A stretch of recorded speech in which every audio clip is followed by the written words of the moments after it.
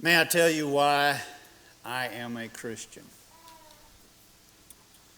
What I mean by a Christian is simply a disciple, a follower, a learner of Jesus Christ. I believe in who He is and all that He claimed to be, and I am simply trying to continue to learn and be like Him and conform my will to His. That's the New Testament definition of a Christian. It's not just a title, it's not just a name. A lot of people claim to be a Christian, but to be truly a Christian is one who is learning to be what God has taught them to be. Notice in that verse that was read, you teach them, you baptize them, you continue to teach them. And we're not just to learn parts of what He said, but teach them to observe all things whatsoever I've commanded you. That's what I mean by a Christian. A lot of the world uses that term maybe a little bit more loosely, but I'm just trying to set the stage there.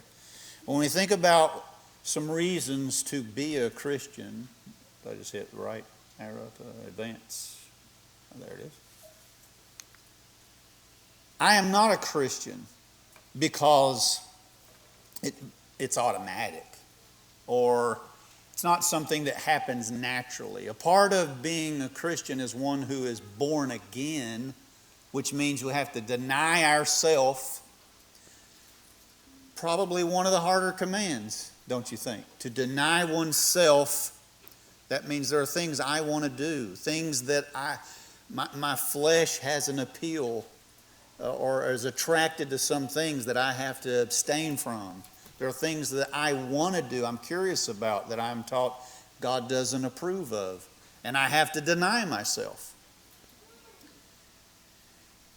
It's not that like once you're baptized, you come up out of the water and you're never tempted.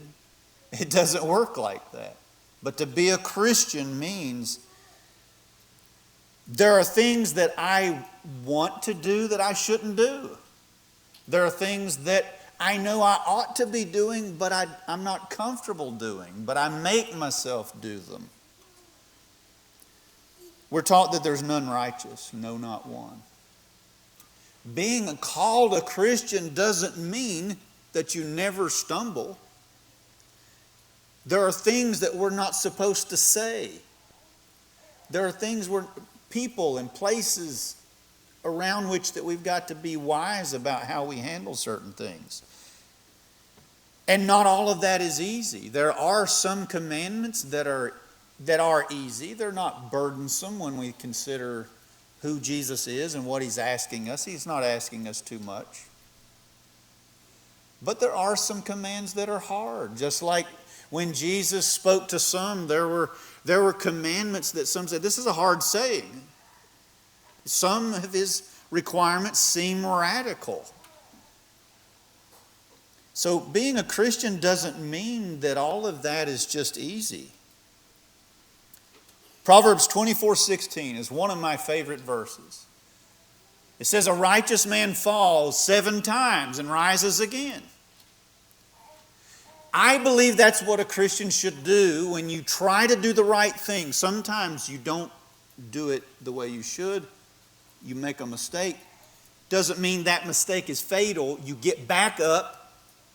You repent, you ask the Lord to forgive you, and you move forward.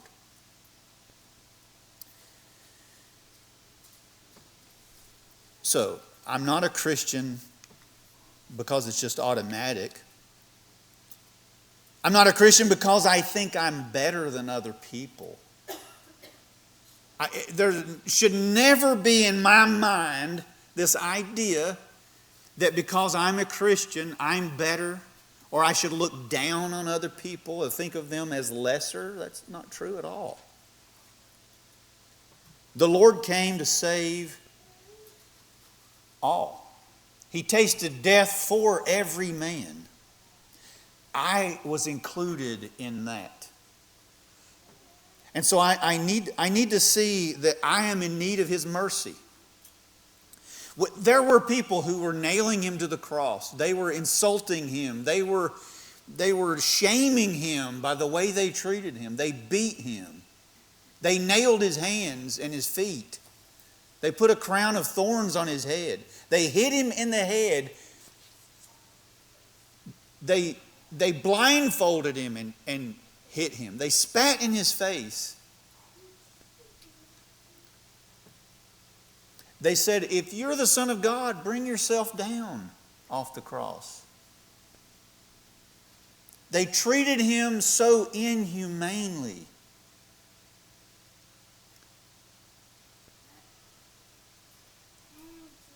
They let the man go who was the notable prisoner, the worst guy in the jail. They had this weird custom that at that time of year they would release a prisoner. I believe Pilate was trying to release Jesus because he knew he was innocent. So you set the worst guy beside him. Which one do you want me to release? They chose Jesus and let the worst guy go free. Now, we might look at that and say, well, I'm not like him. But Jesus died for him just like he died for me. I caused that. I've got to realize what I cost the Lord. I was a part of that because of my transgressions. So when the Lord forgave me and counts it as if it doesn't hold it against me. He washed away my sins as far as the east is from the west. When I got up this morning, I'm a forgiven person that the Lord embraces. That should never cause me to think that I am better than what I really am. And nor should I look at other people in that way. I should see them and have compassion on them as he did.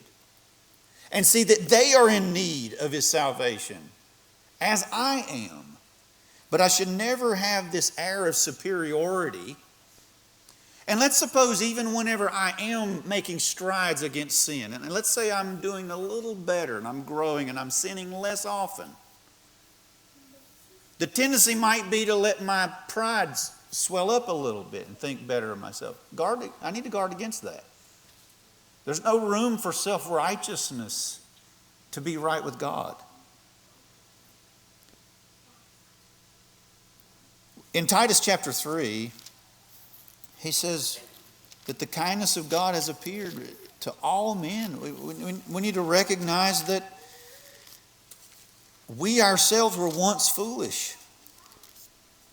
And in Luke 17, in verse 10, Jesus taught us to say, when you've done all that you've been asked to do, say, we're unprofitable servants. We've done that which is our duty to do. If I keep a commandment, that's what I was supposed to do. That should never make me feel like I'm deserving of something more. I can't do anything to earn his grace just because I've met his conditions. Doesn't mean that it was my plan. It wasn't my plan. It wasn't my sacrifice. And no matter how many good deeds I do, it will not undo the wrong that I've done in and of itself. If a murderer is on trial and he says to the judge, but look at all the good I've done in my life, that doesn't undo the murder. It's still a murder. It's still wrong. A life has been taken. There is a consequence to sin. And so whenever I'm forgiven,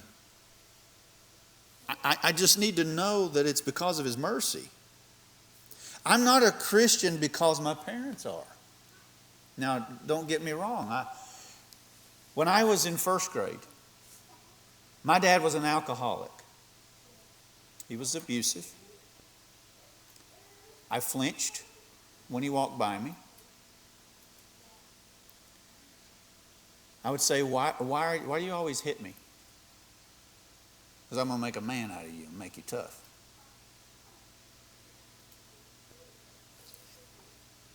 But something got into my dad that changed him. and it was the gospel. And I saw how the gospel helped him break free from that addiction. And he became a wonderful father, spending time with me. And I saw what the gospel did to him and for him. It made me a believer in the gospel. And I am forever thankful for the truth that my parents have taught me. But my faith has to be my own. If there is a passage I'm reading and my parents have a different take on that passage, I've got to come to the conclusion that I believe the Lord wants me to come to, even if that means a disapproval of my parents. Even if there is a tension in my household or in my family due to a conviction that I see in Scripture. And if my parents were to leave the faith, I've got to know where my faith is. Whenever the others went away, when Jesus made this hard command and many walked away, because I'm not going to do that. And Jesus turns to the rest and says, will you also go away? Peter said, to whom shall we go? You have the words of eternal life. I've got to have that kind of a conviction that I know who I believe in. I know why I believe in Him. And I'm not going to be a Christian and remain faithful just as long as my parents are. And then let's say sin enters in my family. Somebody in my family takes a different approach on some matter. I'm not going to change what God's will is to try to accept a behavior that the Lord disapproves of.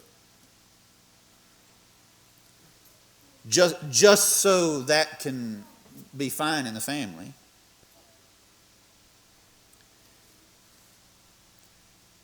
Sometimes there are children who are raised to attend every service. Then they grow up, and then they have other friends, and there's influences, or they have a mind of their own, and they choose things. And you wonder what happened. Well, they have free will. But each person, no matter who you are, you've got to decide yourself that you're going to follow the Lord no matter what others in your family are going to do. So I'm not a Christian because my parents are. I'm not a Christian just to try it out for a while. Sometimes people will say, well, see how it goes. I don't think you're going to last very long if that's how you're going to do it. So what are you going to do? You're going to be a Christian and then things get uncomfortable and things get hard and you're going to quit? Time of temptation will come. Cares and riches, pleasures of this life. You're not going to have enough root if you do that. So you're going to be a Christian as long as you get a good job, as long as you have friends, or your health is good, as long as God answers your prayers exactly the way you want. And then whenever things don't go like that, okay, so you think God failed you because life is hard? Your faith in Jesus needs to be so much more than those circumstances. Okay? Jesus says, whoever comes to me must not only deny himself, but he says, except you hate your mother, your father, your wife, your children, your own life also, you cannot be my disciple. Shouldn't be an experiment. Luke chapter 14 says to count the cost. So what does that mean? Okay, so how many people, whenever life deals something very difficult for them, they think God has abandoned them? Or they start blaming God because of the things that happen in their life. That's a total misunderstanding of the sin that broke this world. The sin that caused death to enter in the world. I don't blame that on God. If anyone has been wronged, it's been God this whole time. He's the one that has been forsaken. And all of the losses in this life and the brokenness of this world is due to people not listening to Him. whether it's self-inflicted or others in this world who've rejected God, those are the causes of every ill and every problem in this world. It's not due to God. There might be things I don't understand, but I've got to trust in Him.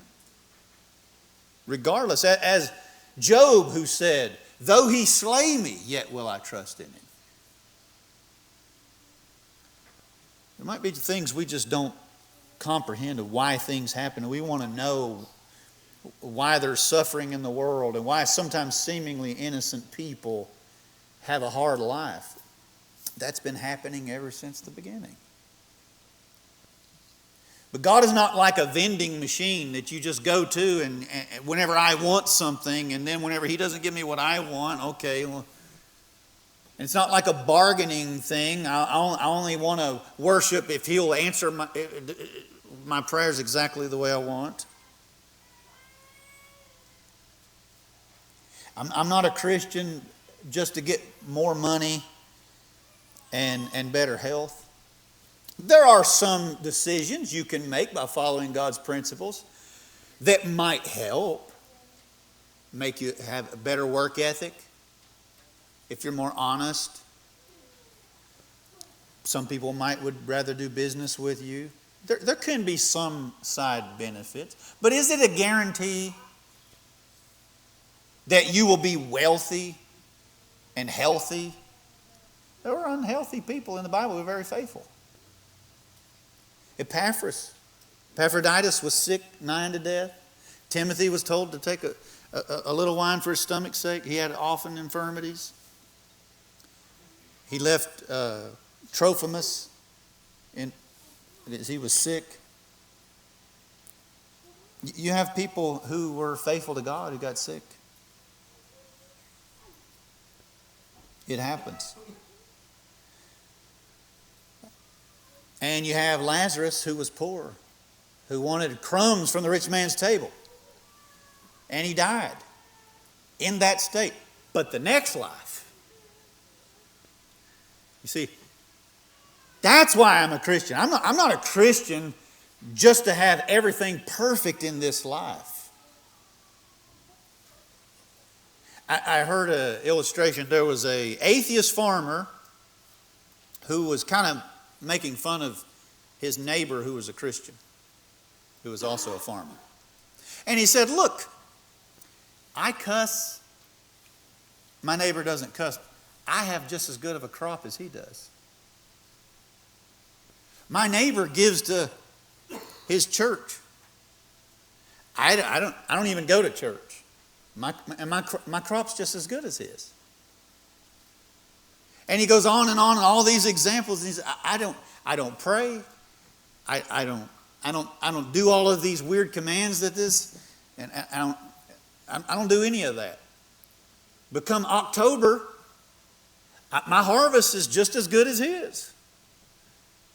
But the Christian said, the problem with your thinking is you think God settles all accounts in October.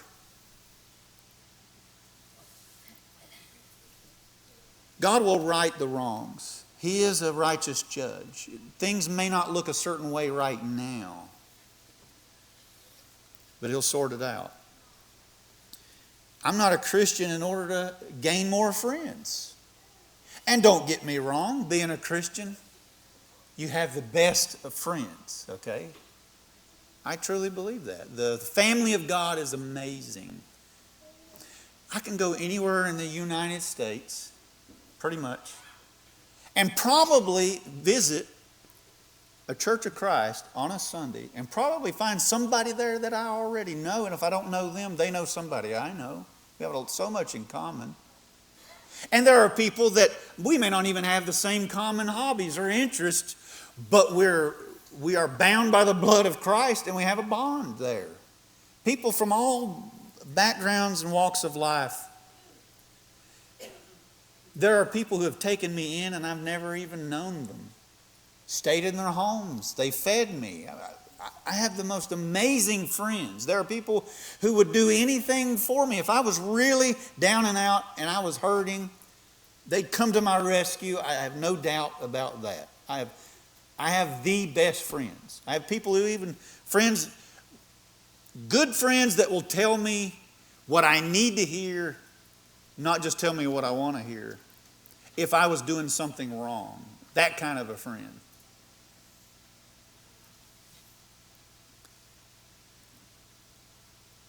But I've lost some. There are some, for whatever reason, the devil got a hold of them, confused them, the pull of the world. Those, like Paul said, Demas has forsaken me, having loved this present world. It broke his heart. There are some that I have spent time with. There are those that I have loved, and I care about them. And for whatever reason, they've made their choice, and they're no longer faithful to God. I wish it wasn't that way. There are sometimes brethren who, and there are friends who, for whatever reason, don't always have God's interests in the right place. They don't have their priorities right. And there are some times where Christians can frustrate me, just like they did Moses. I'm not saying I'm Moses. But remember how it said that Moses chose rather to suffer affliction with the people of God? I think about that verse. Sometimes there are hypocritical Christians. Sometimes there are Christians who confuse their opinion with Scripture. And sometimes there are those who have just the wrong attitude about things. And maybe they let you down because of the way they handled certain things. I believe that there were religious people who frustrated Jesus.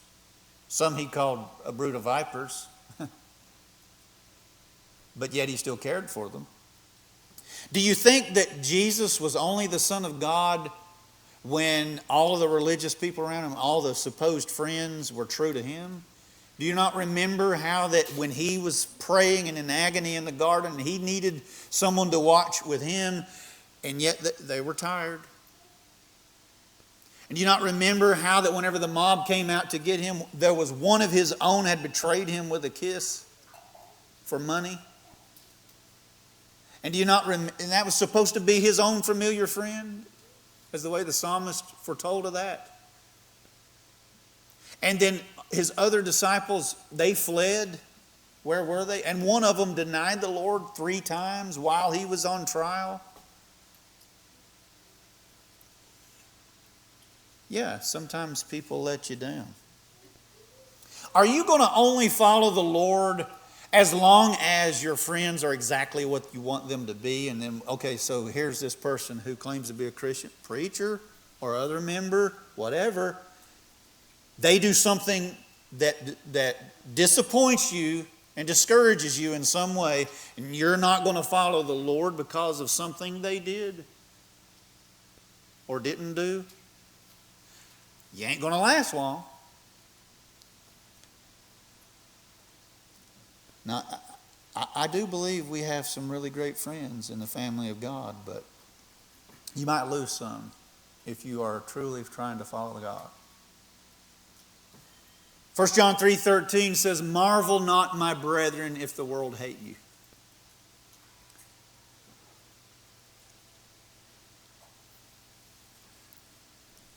I am a Christian because of what he did for me. His care, his plan, his mindfulness. Psalm 116:12, forget not his benefits. Think of how he showers us with blessings.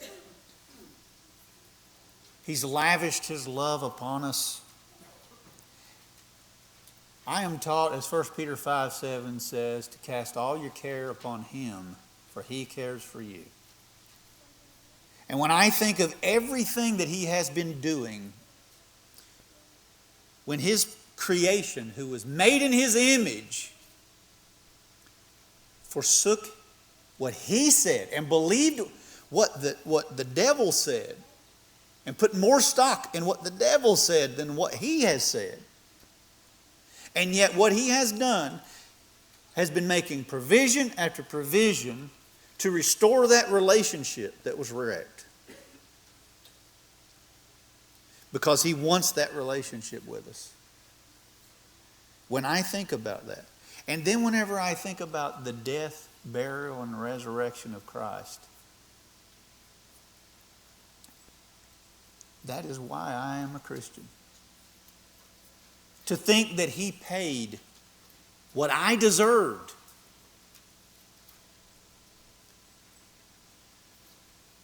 But then He rose from the grave to give me courage that when I die,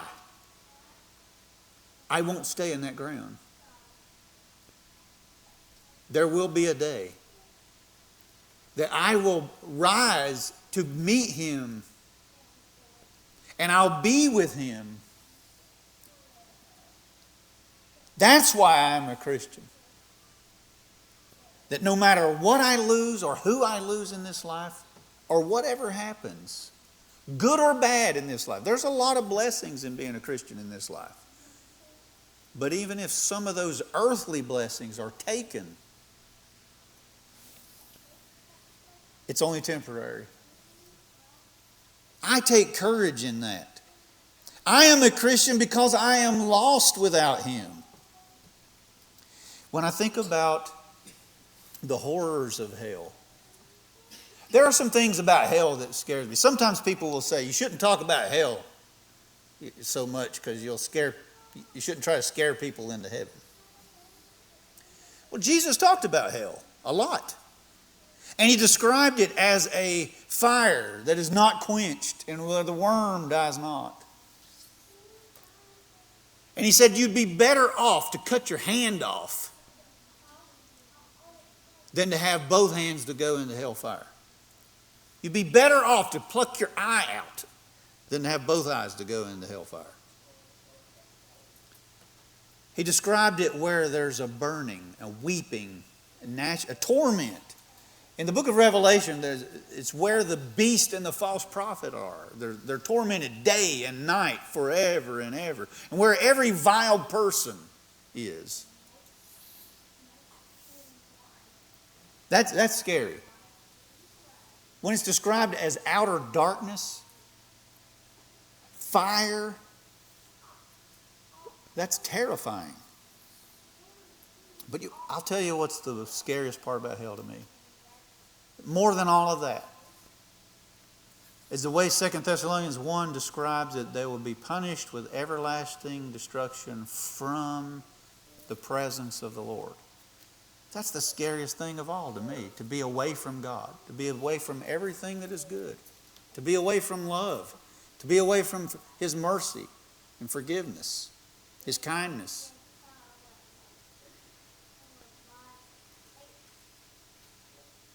To be away from my Maker. I am a Christian because I believe in the value of souls, including mine, and for others. Jesus said He knows even if sparrows fall into the ground, but you're of much more value than them. He knows even if the very hairs of your head, they're numbered. And I think about the value He places not just on you as a person, your soul. He cares about you. He cares about me. And if He would give His life's blood for my soul, He said, if you gain the whole world and lose your own soul, what does that profit? But He gave Himself. You can tell by how much someone values a thing, by how much they're willing to pay for the thing. I used to sell real estate. That's how I would answer people when they would ask me what their houses were.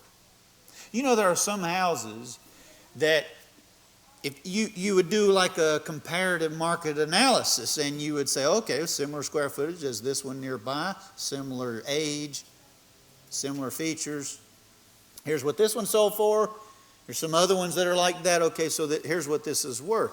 However, what if there was a very special reason why someone wanted that house? beyond just the normal things. Maybe their parents live next door and they want to be right there. Now that's a little bit different, isn't it? If that thing has become a different reason for that person. Or they're going to use it for something that it has that it doesn't offer. But when I think about what the Lord did and what He was willing to give for me, then I believe in what He did. And I want His death to mean something in my life. And that motivates me to want to be what He wants me to be. I am a Christian because it is my whole purpose in life. There was a man who searched for the meaning of life, and he tried all sorts of things. Money, wealth, pleasure, knowledge, all the things that people chase. But you know what happens to every one of those people who have every one of those things? They die.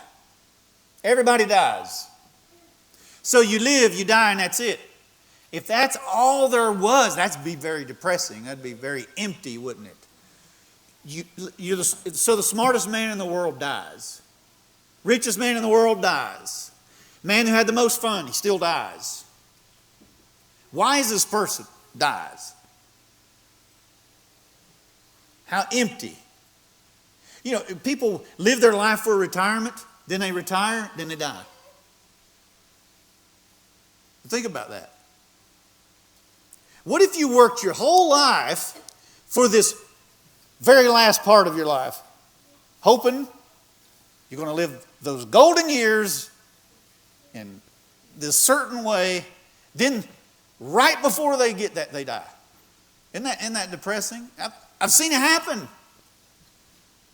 They had plans. There's more to life than that. And he says it at the very end of Ecclesiastes. He says, let's hear the conclusion of the whole matter. Fear God and keep His commandments. There is going to be a judgment. And there is an afterlife. Because there is a God that you're going to live, you're going to meet. You're either going to be right or wrong with Him. Knowing that after this life is over, I get to spend eternity with Him.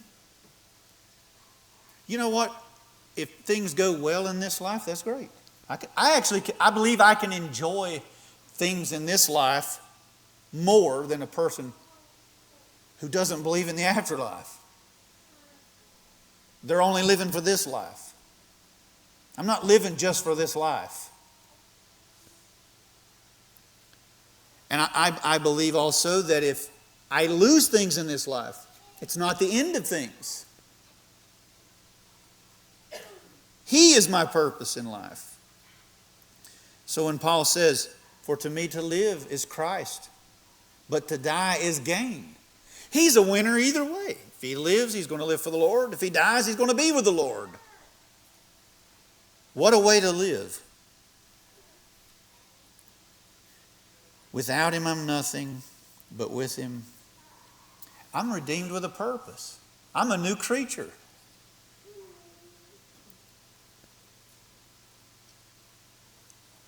I am a Christian because there's no one else to gain what I need from. He has the words of eternal life. There were 2 passengers on a plane. The first passenger is told, wear this parachute because it's going to make you look cool. You're going to be a trendsetter. People will see your parachute and they'll want one so they can be like you. And you know what? It's just going to make your ride so much better. Well, so puts the parachute on, he can't even hardly sit upright. It's not comfortable at all. People are making fun of him. Look at that scaredy cat wearing a parachute, sitting there on the plane. Stewardess comes along and pours hot coffee on his lap. He gets mad, slams the parachute down and says, this thing doesn't work. Probably because of the reasons he's got it on. The other passenger, he's told, wear his parachute because the plane's crashing. It's going to save your life. Does the comfort matter so much to him? Does how he looks to others, does that matter so much? Does it matter if people make fun of him? You might actually look forward to the jump. But you can't get him to take that parachute off because he's got a good reason to have that parachute on. There's nowhere else to go to be saved than through Jesus. There's no other name under heaven given among men by which we must be saved. He is the way, the truth, and the life. You can't go to the Father by yourself or by your own way. And He's the greatest joy to be found. Paul said, rejoice in the Lord. You know, when I think about the joy that he describes, when the prodigal son returned, when the sheep was found, when the woman found her lost coin, at each one of those there's joy. And he mentions there's joy in heaven. There's joy with the angels. Why are they rejoicing? I think about their excitement. We've got the greatest fan section as ever been. If I'm under some kind of a temptation, I need to remember that. There are people, there are beings watching me, wanting me to do what's right. They care about what I do. That empowers me to want to do the right thing whenever I'm afraid. It empowers me to say no to a sin because it might affect things far more than I realize. There are spiritual beings around me. There are people who have died who care where I'm at. You remember how in the one story of the rich man and Lazarus, there's a rich man who's in torment. He doesn't want his family to enter where he's at. When I think about things like that, but I also think about those in heaven who want me to be there. And I think about how he's going to say, well done. Enter into the joy of the Lord. I think about the joy awaiting me. Can you taste it? Can you anticipate what that's going to be like to be with God forever?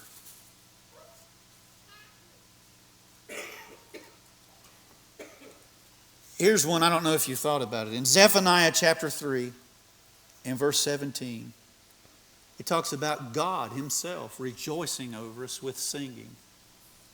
You ever thought about God singing? Well, the angels are rejoicing when a sinner returns. What do you think God's doing? The one who's over the angels. You think He's not rejoicing? Of course He is. I wonder what God's voice sounds like when He sings. I want to be able to hear it. But I can't see God, and I can't be in His presence in this body. When I think about the anticipation of that, you remember Moses went up the mountain. Not everybody else was up the mountain. They weren't allowed. That was a great privilege for him to go up and to get closer to God. And while up there, if anybody else touched the mountain, they'd be shot through. There's something about the holiness and the presence of God that is so great that we can't just approach to God in our sinful situation, just barge into His presence because it's so special. But also, you remember when Moses came down the mountain? Just seeing the back of God, I don't know that I understand all that, what that means. But he saw something about God. And when he came down, his face was shining just from the reflection, so bright that he had to put a veil over his face. Imagine that. And it says no one has seen God and lived. Maybe I'm wrong about this, but the impression I get is I don't believe in our physical bodies that we could physically be capable of seeing God in all His glory and it not kill us. We're going to be given a new body. I can't wait. I can't wait to be in the presence of God in His fullness and to be able to approach Him like that. What a joy that's going to be when we are in heaven with Him.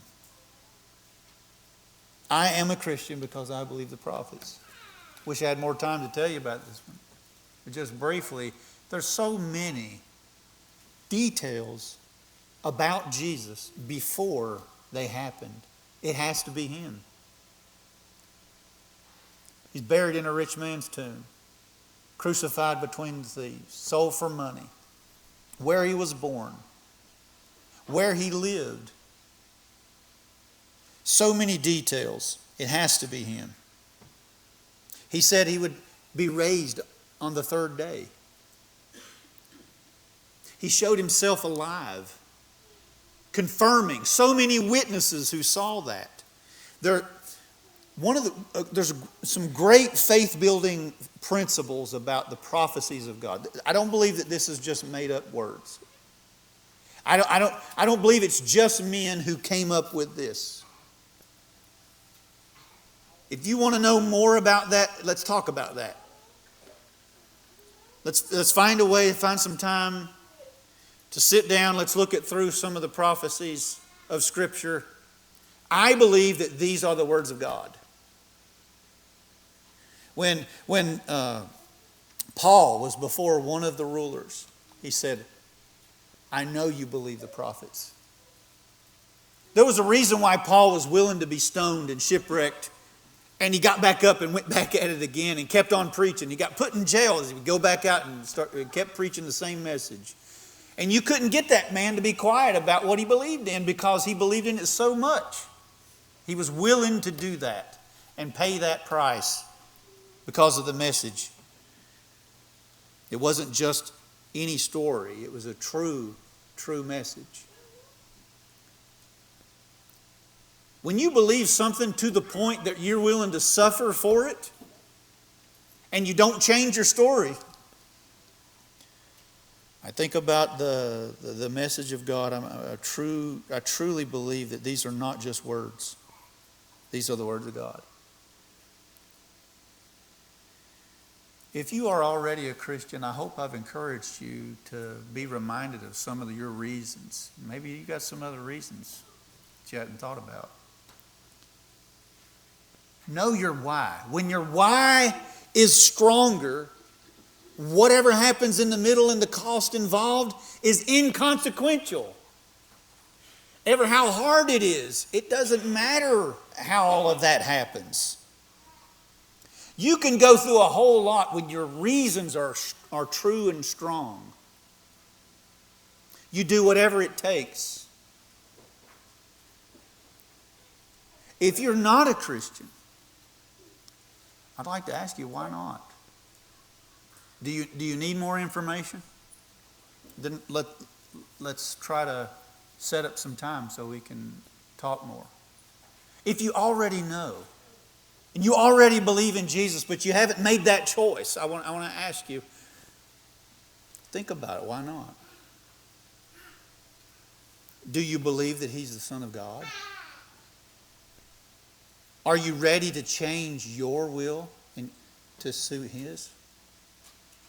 Are you willing to take that first step to say, I'm not going to live the way that I've been living. I'm at least going to try. And He doesn't require you to be perfect. He's not telling you to wait till some perfection later down the road. He does forgive. Or if you're ready to say, I'm going to try, why not do that? Are you willing to say, I believe that Jesus is the Christ? And then be baptized. You're putting your old person to death with Jesus. You're buried with Him. And then you're raised with Him. When you come up out of the water, you are a new creature. If you're ready to be baptized, to put on Jesus, why not do that? While we all stand and as we sing.